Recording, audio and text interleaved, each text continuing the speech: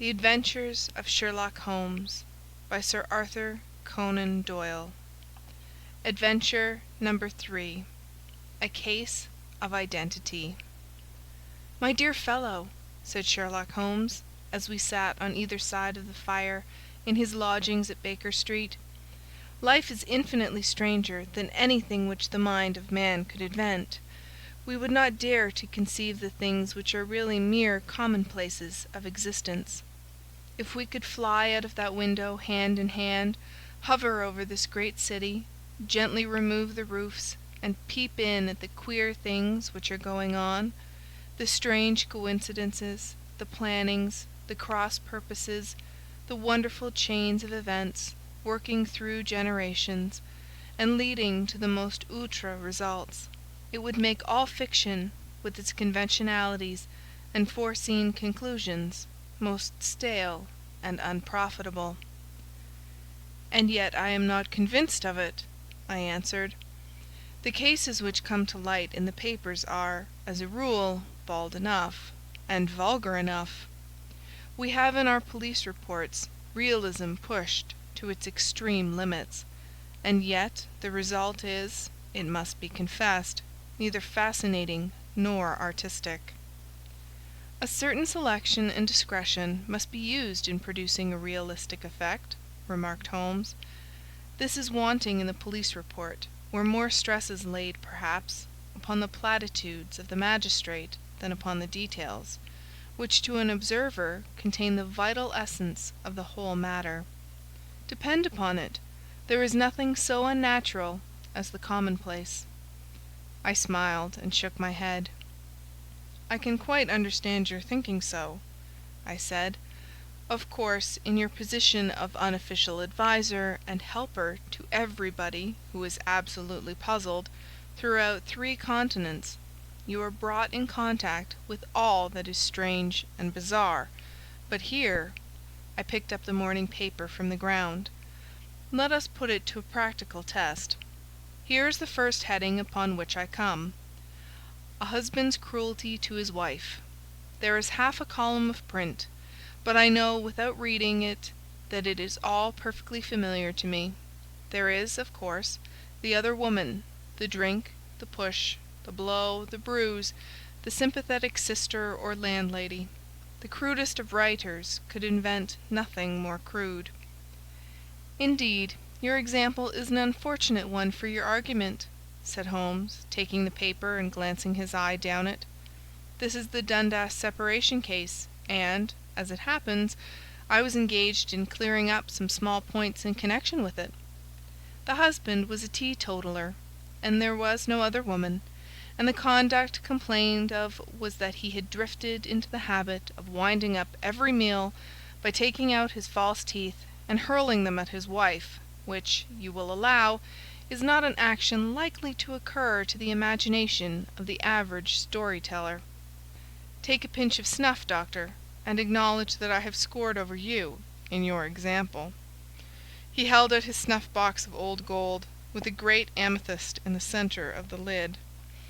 Its splendour was in such contrast to his homely ways and simple life that I could not help commenting upon it. "Ah," said he, "I forgot that I had not seen you for some weeks. It is a little souvenir from the King of Bohemia, in return for my assistance in the case of the Irene Adler papers." "And the ring?" I asked, glancing at a remarkable brilliant which sparkled upon his finger. "It was from the reigning family of Holland, though the matter in which I served them was of such delicacy that I cannot confide it even to you, who have been good enough to chronicle 1 or 2 of my little problems." "And have you any on hand just now?" I asked with interest. "Some 10 or 12, but none which present any feature of interest. They are important, you understand, without being interesting. Indeed, I have found that it is usually in unimportant matters that there is a field for the observation, and for the quick analysis of cause and effect which gives the charm to an investigation. The larger crimes are apt to be the simpler, for the bigger the crime, the more obvious, as a rule, is the motive. In these cases, save for one rather intricate matter which has been referred to me from Marseilles, there is nothing which presents any features of interest. It is possible, however, that I may have something better before very many minutes are over, for this is one of my clients, or I am much mistaken." He had risen from his chair, and was standing between the parted blinds, gazing down into the dull, neutral-tinted London street. Looking over his shoulder, I saw that on the pavement opposite there stood a large woman with a heavy fur boa round her neck, and a large curling red feather in a broad-brimmed hat, which was tilted in a coquettish Duchess of Devonshire fashion over her ear. From under this great panoply she peeped up in a nervous, hesitating fashion at our windows, while her body oscillated backward and forward, and her fingers fidgeted with her glove buttons. Suddenly, with a plunge, as of the swimmer who leaves the bank, she hurried across the road, and we heard the sharp clang of the bell. "I have seen those symptoms before," said Holmes, throwing his cigarette into the fire. "Oscillation upon the pavement always means an affaire de coeur. She would like advice, but she is not sure that the matter is not too delicate for communication. And yet, even here we may discriminate.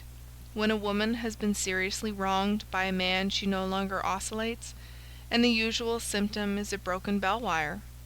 Here we may take it that there is a love matter, but that the maiden is not so much angry as perplexed or grieved.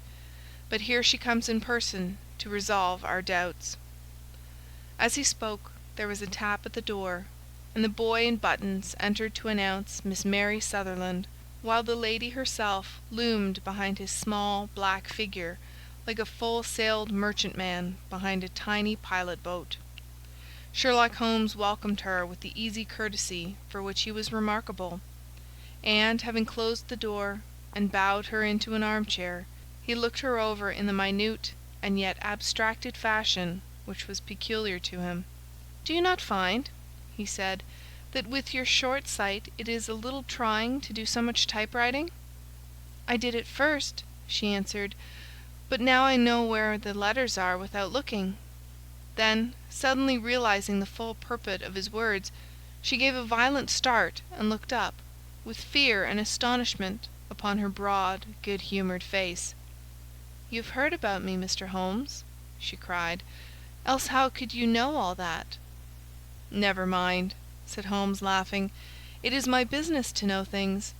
Perhaps I have trained myself to see what others overlook. If not, why should you come to consult me?" "I came to you, sir, because I heard of you from Mrs. Etheridge, whose husband you found so easy when the police and everyone had given him up for dead. Oh, Mr. Holmes, I wish you would do as much for me. I'm not rich, but still I have 100 a year in my own right, besides the little that I make by the machine, and I would give it all to know what has become of Mr. Hosmer Angel." "Why did you come away to consult me in such a hurry?" asked Sherlock Holmes, with his finger-tips together and his eyes to the ceiling. Again a startled look came over the somewhat vacuous face of Miss Mary Sutherland. "Yes, I did bang out of the house," she said, "for it made me angry to see the easy way in which Mr. Windibank, that is my father, took it all. He would not go to the police, and he would not go to you, and so at last, as he would do nothing, and kept on saying that there was no harm done, it made me mad, and I just on with my things, and came right away to you." "Your father," said Holmes. "Your stepfather, surely, since the name is different." "Yes, my stepfather. I call him father, though it sounds funny too, for he is only 5 years and 2 months older than myself." "And your mother is alive?" "Oh yes, mother is alive and well.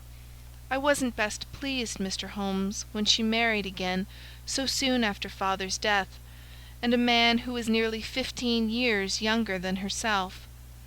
Father was a plumber in the Tottenham Court Road, and he left a tidy business behind him, which mother carried on with Mr. Hardy, the foreman. But when Mr. Windibank came he made her sell the business, for he was very superior. being a traveller in wines.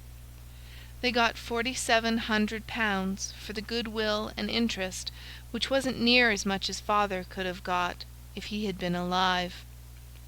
I had expected to see Sherlock Holmes impatient under this rambling and inconsequential narrative, but on the contrary he had listened with the greatest concentration of attention. "Your own little income?" he asked. "Does it come out of the business?" "Oh no, sir. It is quite separate, and was left me by my Uncle Ned in Auckland. It is in New Zealand stock, paying 4.5 per cent.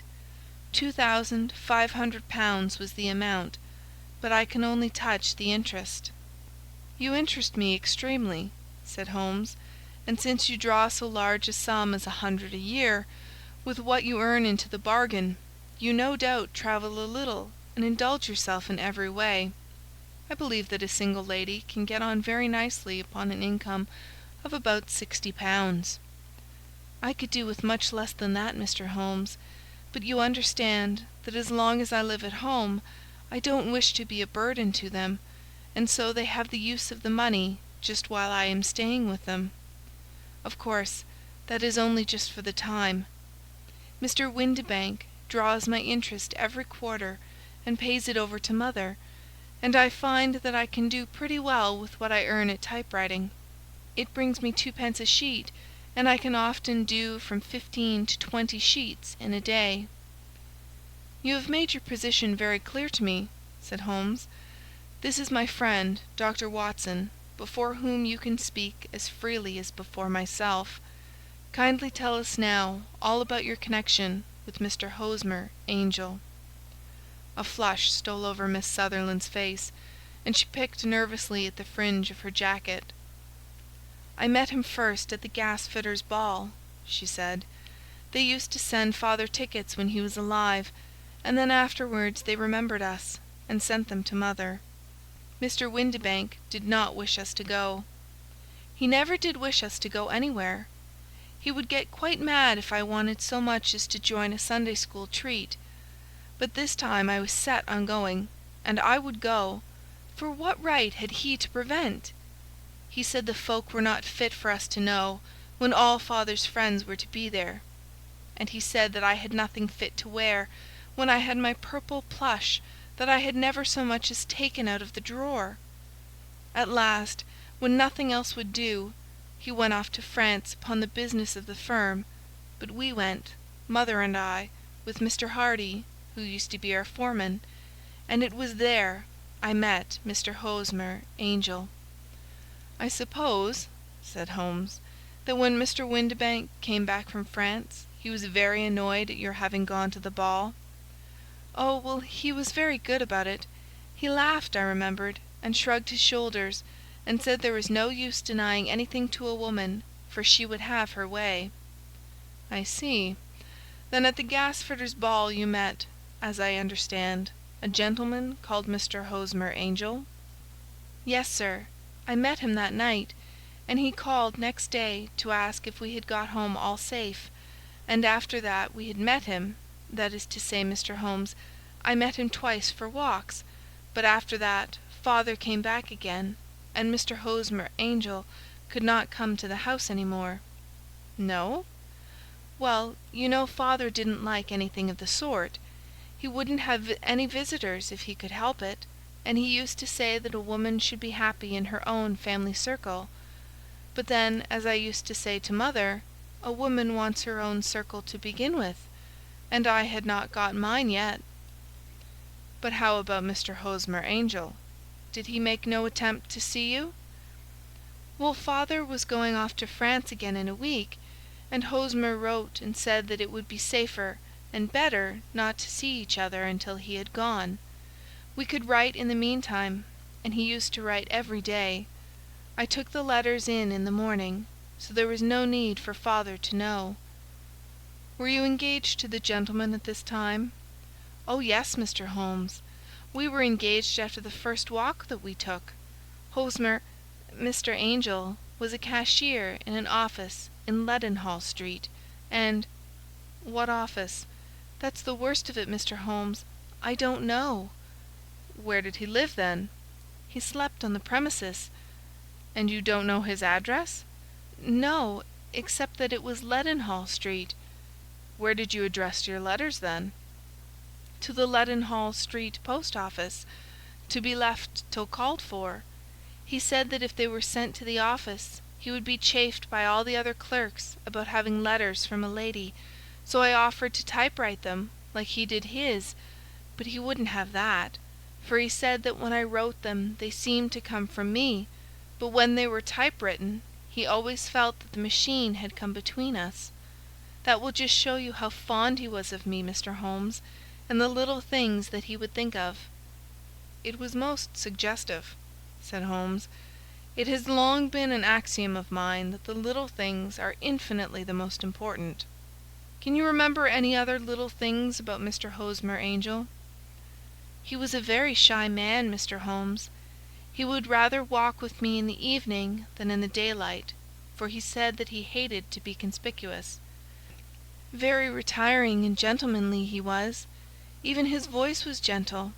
He'd had the quinsy and swollen glands when he was young, he told me, and it had left him with a weak throat and a hesitating, whispering fashion of speech. He was always well dressed, very neat and plain, but his eyes were weak, just as mine are, and he wore tinted glasses against the glare." "Well, and what happened when Mr. Windibank, your stepfather, returned to France?" "Mr. Hosmer Angel came to the house again, and proposed that we should marry before father came back. He was in dreadful earnest, and made me swear, with my hands on the testament, that whatever happened I would always be true to him. Mother said he was quite right to make me swear, and that it was a sign of his passion. Mother was all in his favour from the first, and was even fonder of him than I was.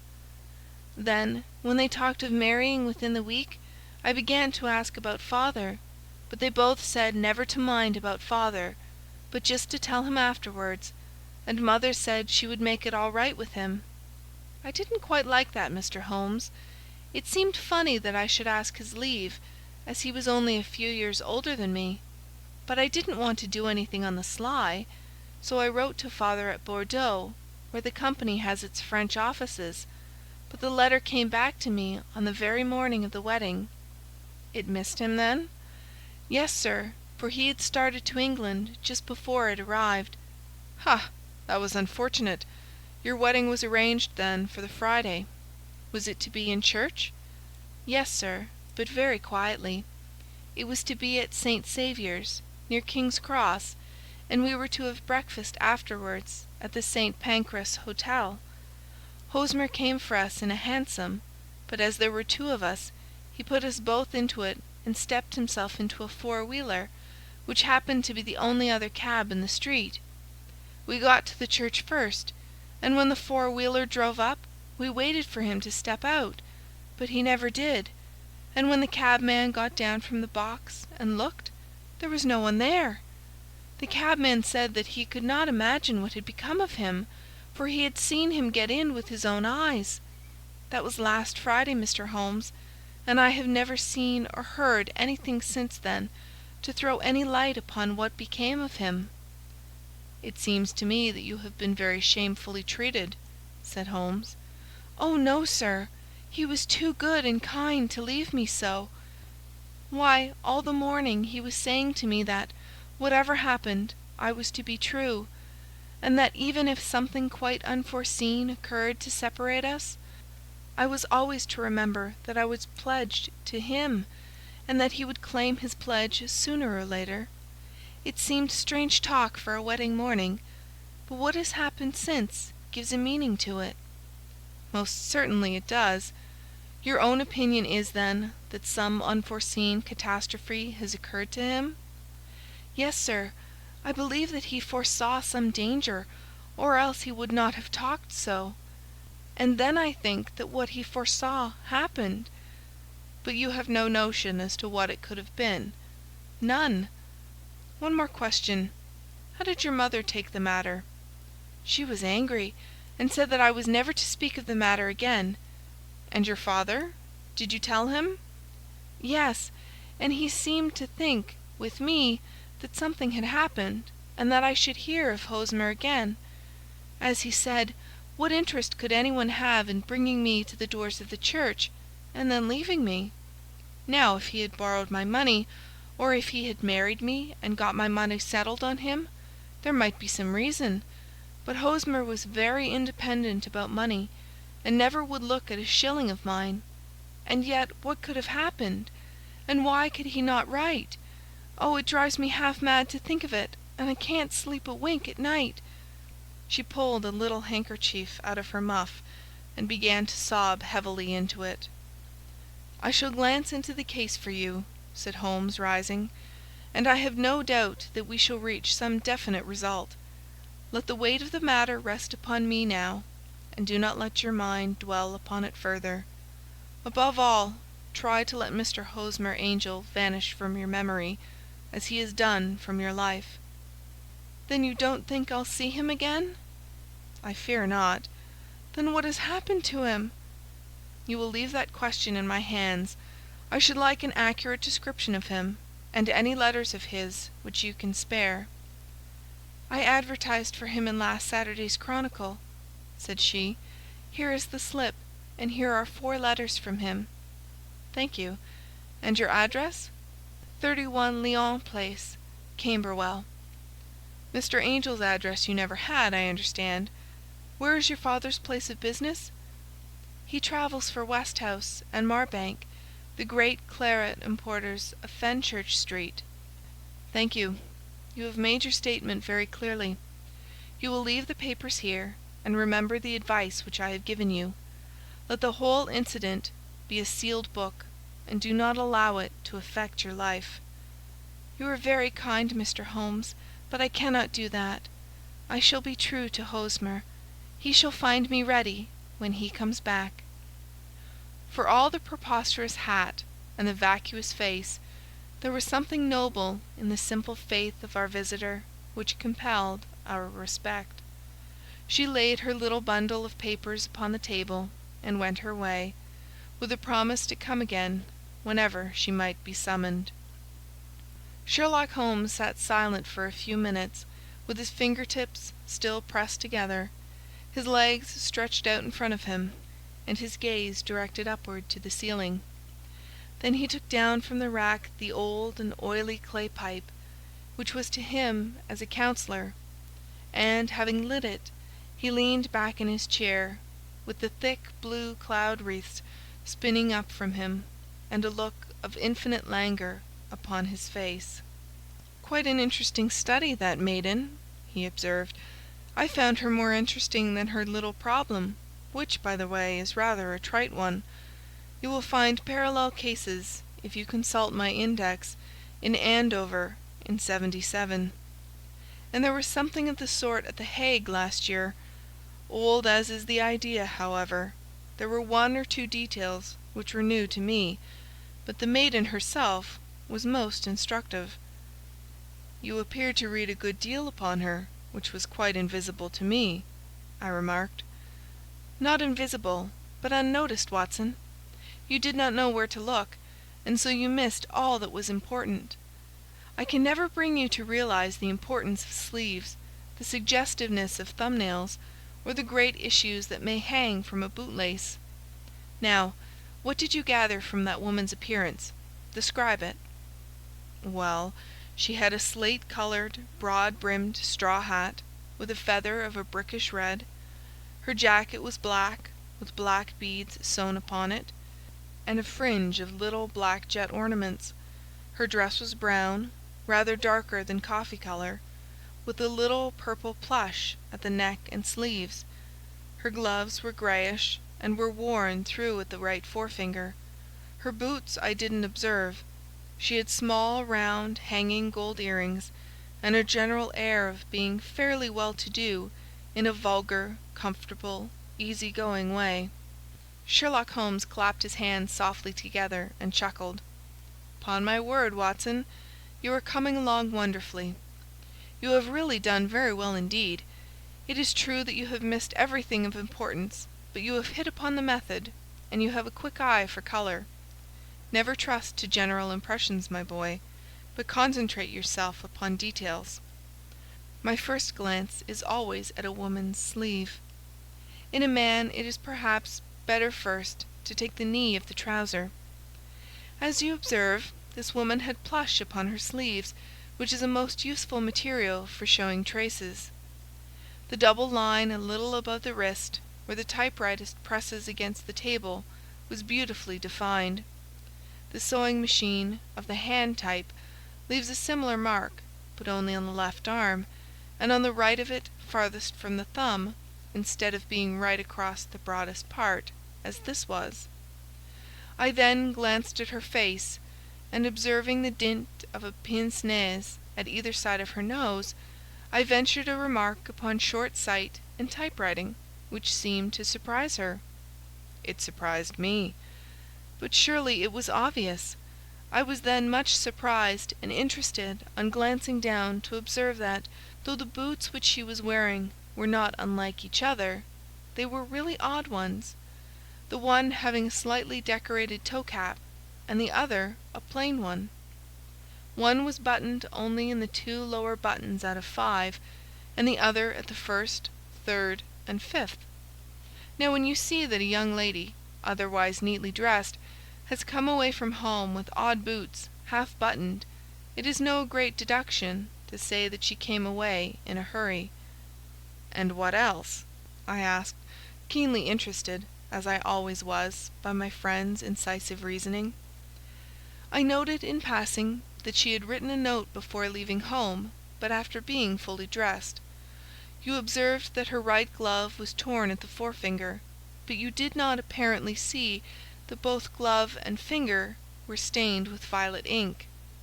She had written in a hurry and dipped her pen too deep.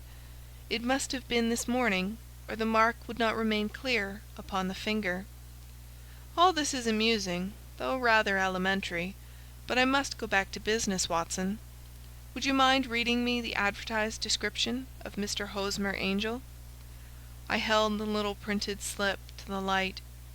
"Missing," it said, "on the morning of the 14th, a gentleman named Hosmer Angel, about 5 feet 7 inches in height, strongly built, sallow complexion, black hair, a little bald in the centre, bushy black side whiskers and moustache, tinted glasses, slight infirmity of speech, was dressed when last seen in black frock coat faced with silk, black waistcoat, gold Albert chain, and grey Harris tweed trousers, with brown gaiters over elastic-sided boots, known to have been employed in an office in Leadenhall Street.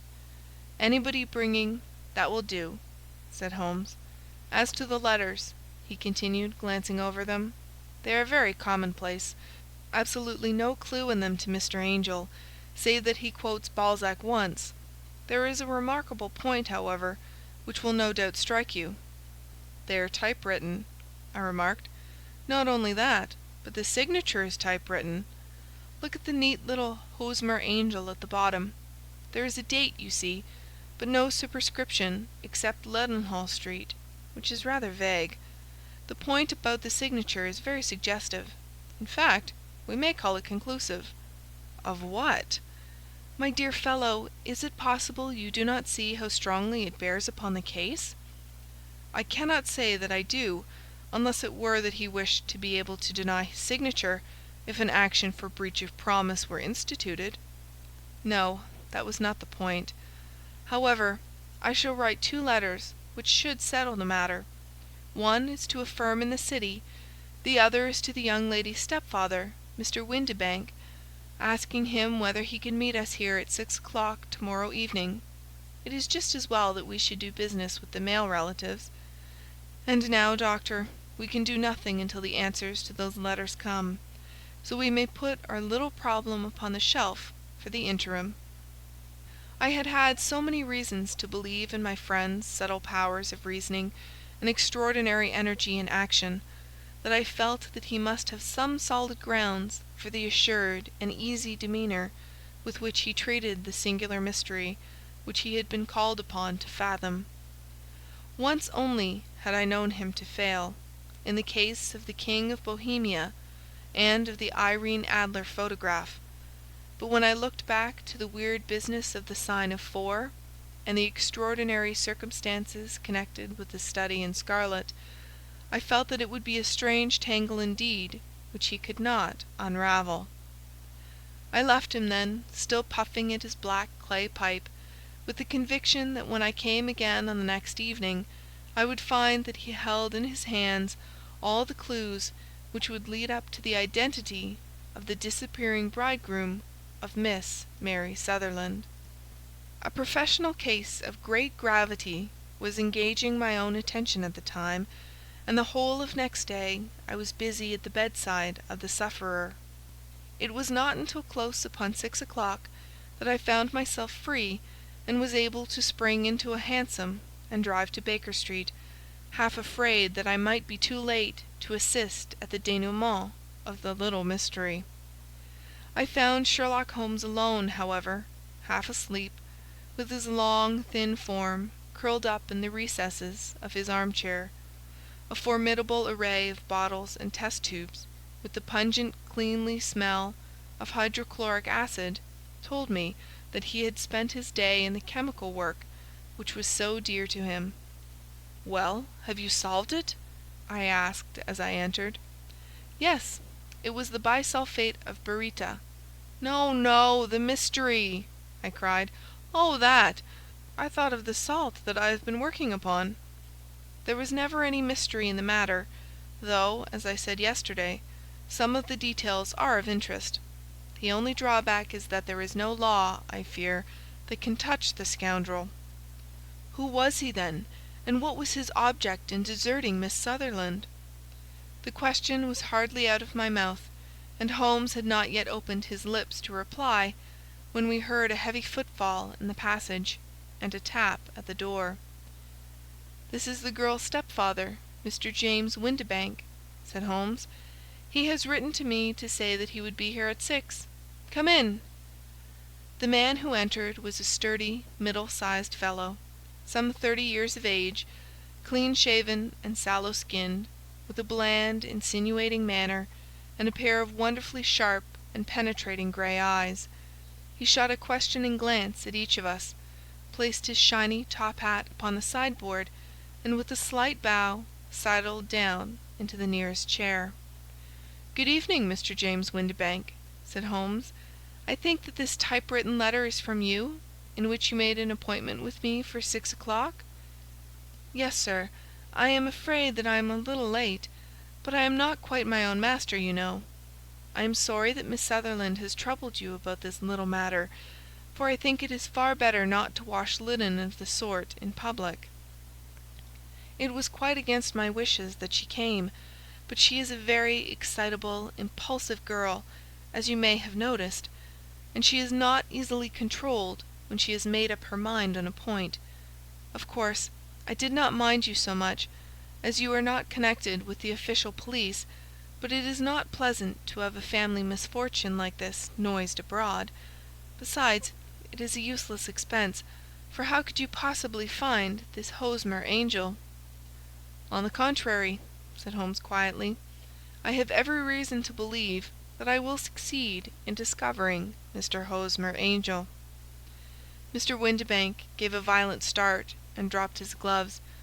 "I am delighted to hear it," he said.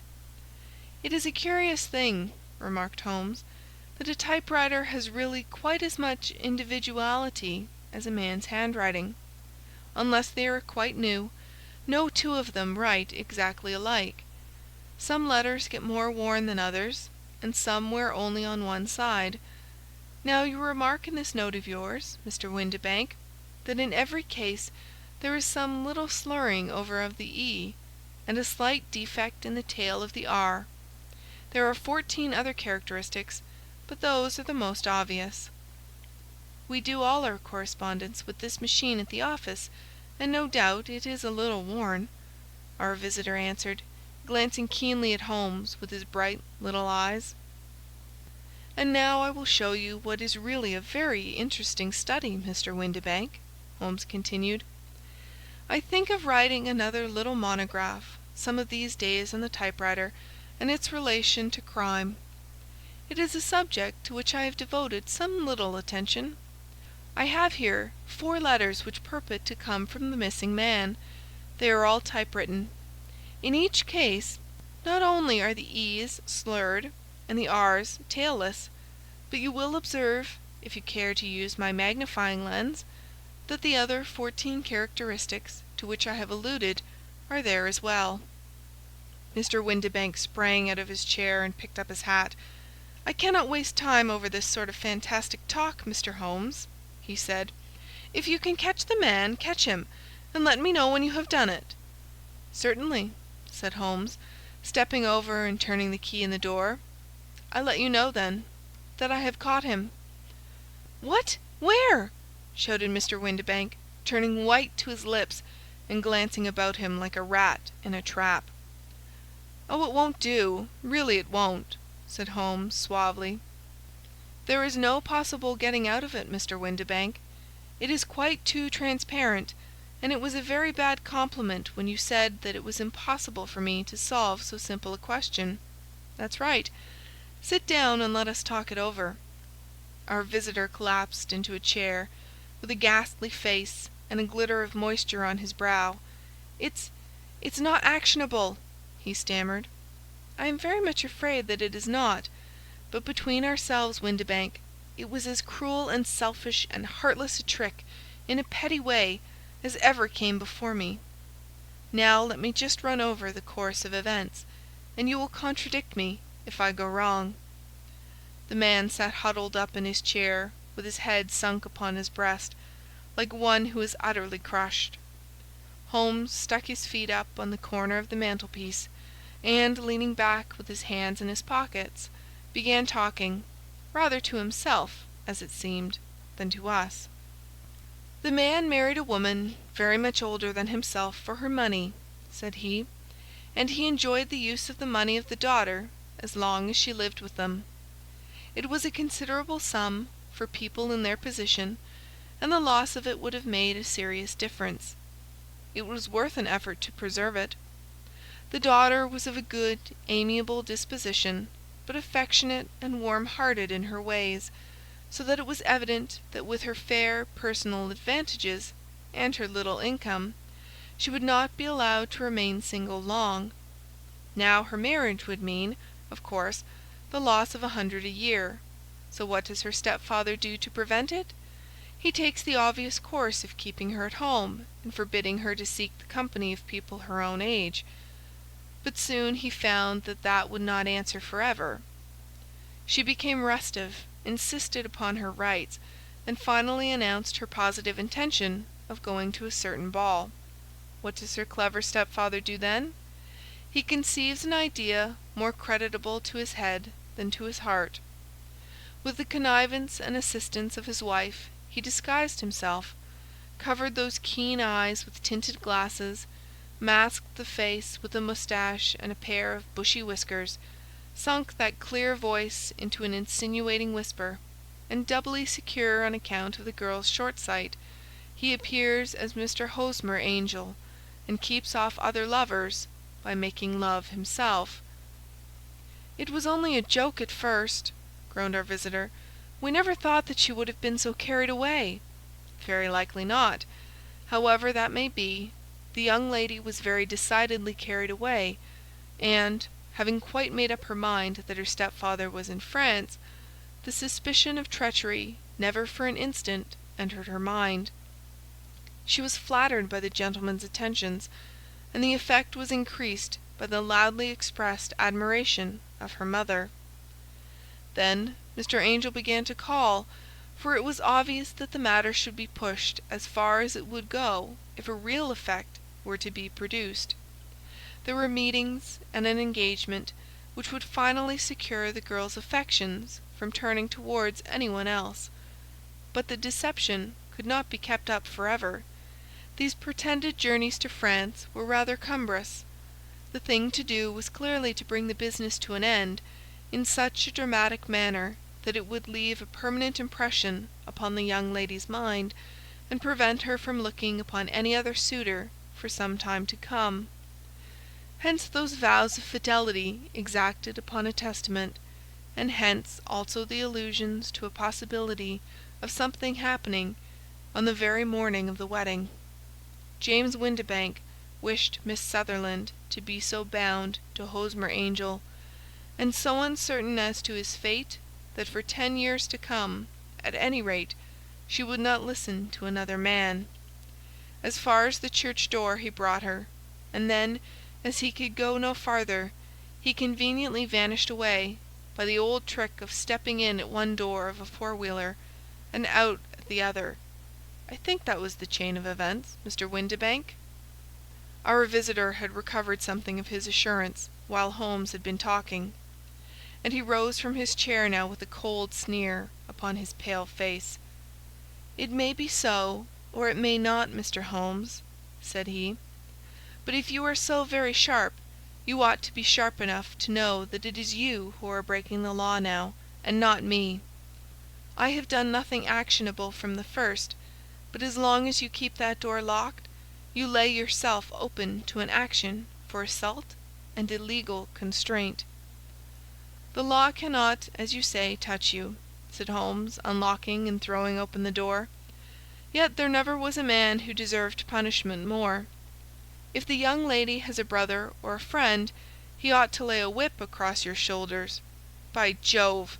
he continued, flushing up at the sight of the bitter sneer upon the man's face, "it is not part of my duties to my client, but here's a hunting crop handy, and I think I shall just treat myself to—" He took 2 swift steps to the whip, but before he could grasp it, there was a wild clatter of steps upon the stairs, the heavy hall door banged, and from the window we could see Mr. James Windibank running at the top of his speed down the road.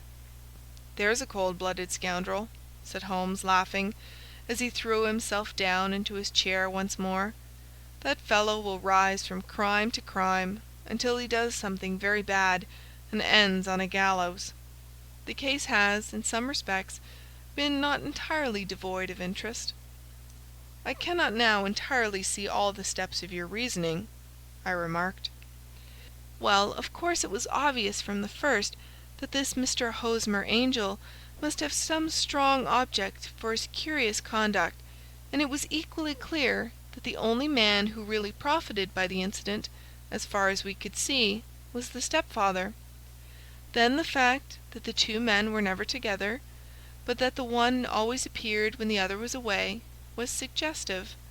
So were the tinted spectacles and the curious voice, which both hinted at a disguise, as did the bushy whiskers. My suspicions were all confirmed by his peculiar action in typewriting his signature, which, of course, inferred that his handwriting was so familiar to her that she would recognize even the smallest sample of it. You see, all these isolated facts, together with many minor ones, all pointed in the same direction." "And how did you verify them?" "Having once spotted my man, it was easy to get corroboration. I knew the firm for which this man worked. Having taken the printed description, I eliminated everything from it which could be the result of a disguise, the whiskers, the glasses, the voice, and I sent it to the firm, with a request that they would inform me whether it answered to the description of any of their travellers. I had already noticed the peculiarities of the typewriter, and I wrote to the man himself at his business address, asking him if he would come here. As I expected, his reply was typewritten, and revealed the same trivial but characteristic defects. The same post brought me a letter from Westhouse and Marbank, of Fenchurch Street, to say that the description tallied in every respect with that of their employee, James Windibank. Voilà tout. And Miss Sutherland? If I tell her, she will not believe me. You may remember the old Persian saying, 'There is danger for him who taketh the tiger cub, and danger also for whoso snatches a delusion from a woman.' There is as much sense in Hafiz as in Horace, and as much knowledge of the world." End of Adventure 3.